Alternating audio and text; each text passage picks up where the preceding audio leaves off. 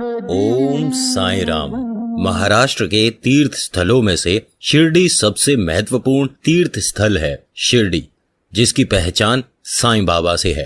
भारत देश विभिन्न जाति, पंथ और परंपराओं का देश है। अलग अलग जाति और संप्रदाय के लोग अलग अलग भगवान का प्रचार करते हैं, पर साईं बाबा के बारे में कहा जाता है कि उन्होंने 19वीं सदी में लोगों को धर्म और भेदभाव से ऊपर उठकर सोचना सिखाया। शिरडी साईं बाबा ने अपना पूरा जीवन एक फकीर के रूप में बिताया, पर लोगों को मानवता का एक विशाल खजाना देकर चले गए। छोटे से शहर शिरडी में प्रतिदिन हजारों की संख्या में भक्त साईं बाबा के दर्शन हेतु आते हैं। भक्तों का मानना है कि शिरडी के साईं बाबा के दर्शन मात्र से उनके सभी दुख दर्द दूर हो जाते हैं। आइए आज जानते हैं शिरडी के साईं बाबा के बारे में कुछ रोचक बातें।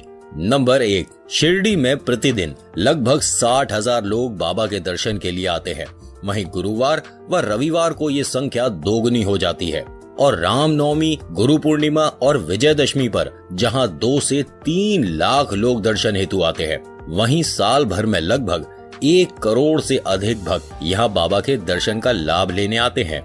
नंबर 2, साईं बाबा एक जोगी, संत और फकीर थे जिन्हें आज भगवान के रूप में पूजा जाता है। नंबर 3, साईं बाबा 16 वर्ष की उम्र में अहमदनगर जिले के शिरडी गांव में पहुंचे। यहां पर उन्होंने एक नीम के पेड़ के नीचे आसन में बैठकर तपस्वी जीवन बिताना शुरू कर दिया। जब शिरडी के लोगों ने उन्हें देखा तो वे चौंक गए, क्योंकि इतने युवा व्यक्ति को इतनी कठोर तपस्या करते हुए उन्होंने पहले कभी नहीं देखा था। वो ध्यान में इतने ज्यादा लीन थे कि उन्हें सर्दी, गर्मी और बरसात का कोई एहसास नहीं होता था।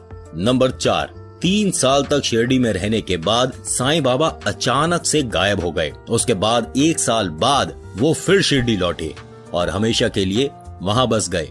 नंबर 5, जब साईं बाबा से पूछा जाता था कि वे कहां से आए हैं और उनके माता पिता का क्या नाम है, तो वो टाल मटोल वाले उत्तर देते थे। वो कभी भी अपने जीवन के बारे में कुछ नहीं बताते थे। अच्छा हाँ दोस्तों, एक बात और बताता हूँ आपको। इस वीडियो के अंत से पहले एक छोटी सी कहानी आपको साईं बाबा के चमत्कार से जुड़ी मैं जरूर सुनाऊंगा, तो पूरी वीडियो जरूर देखिएगा। अब सुनते हैं आगे।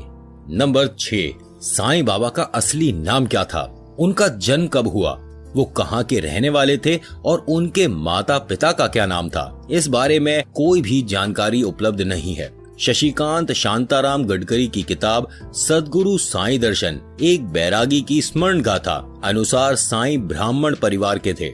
उनका परिवार वैष्णव ब्राह्मण, यजुवर्दी शाखा और कौशिक गोत्र का था। साईं बाबा का जन्म 27 सितंबर 1830 को महाराष्ट्र के परभणी जिले के पाथरी गांव में हुआ था। साईं बाबा के पिता का नाम परशुराम भुसारी और माता का नाम अनुसुया था, जिन्हें गोविंद भाऊ और देवकी अम्मा भी कहा जाता था। कुछ लोग पिता को गंगा भाऊ भी कहते थे। दोनों के 5 पुत्र थे, जिनका नाम कुछ इस प्रकार से है: रघुपति, दादा, हरिभाऊ, अंबादास और बलवंत। साईं बाबा परशुराम की तीसरी संतान थे, जिनका नाम हरिभाऊ था। नंबर 7, साईं नाम उन्हें भारत के पश्चिम में स्थित महाराष्ट्र के शिरडी नामक गांव में पहुंचने के बाद वहां के लोगों ने दिया। तभी से वो साईं बाबा के नाम से पहचाने जाने लगे। नंबर 8, जब साईं बाबा शिरडी पहुंचे तब शिरडी गांव में लगभग 450 परिवारों के घर रहे होंगे।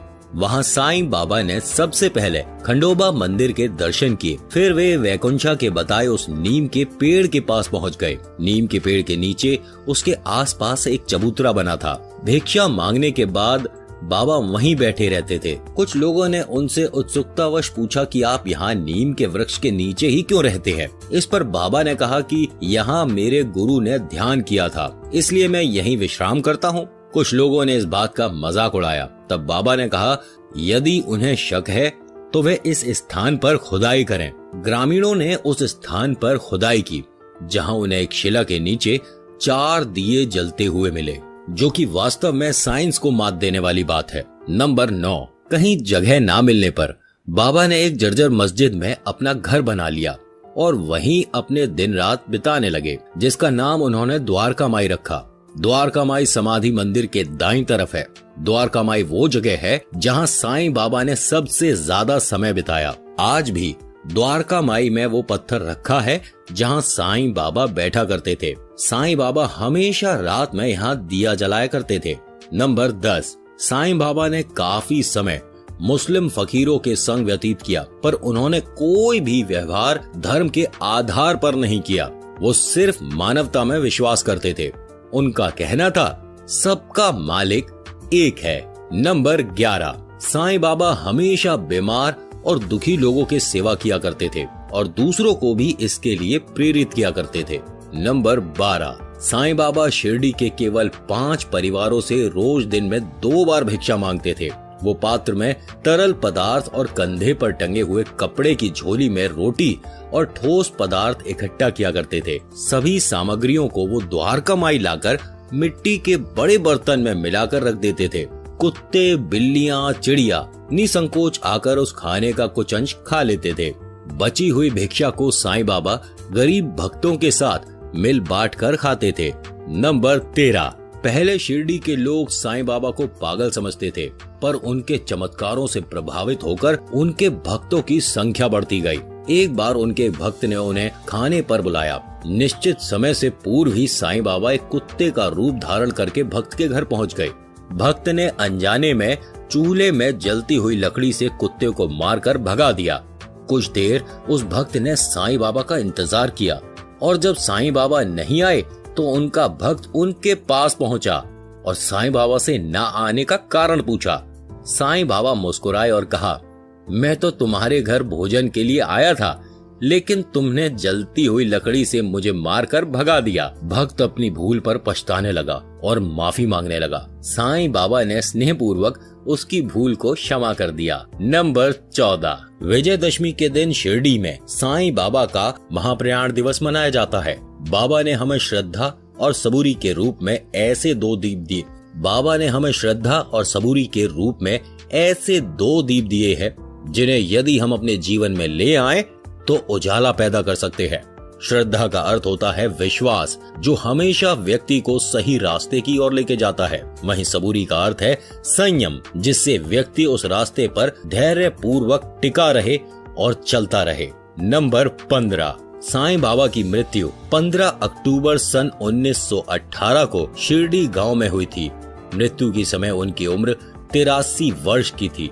दोस्तों, आज की वीडियो में इतना ही। आज की वीडियो आपको कैसी लगी मुझे कमेंट करके जरूर बताइएगा। अच्छी लगी तो लाइक करिएगा और हाँ, चैनल पर पहली दफा आए हैं और जानते रहना चाहते हैं कुछ अमेजिंग, कुछ इंटरेस्टिंग, कुछ रोचक बातें, तो अपने इस खुद के YouTube चैनल को सब्सक्राइब जरूर करिएगा। मेरा नाम नितिन है।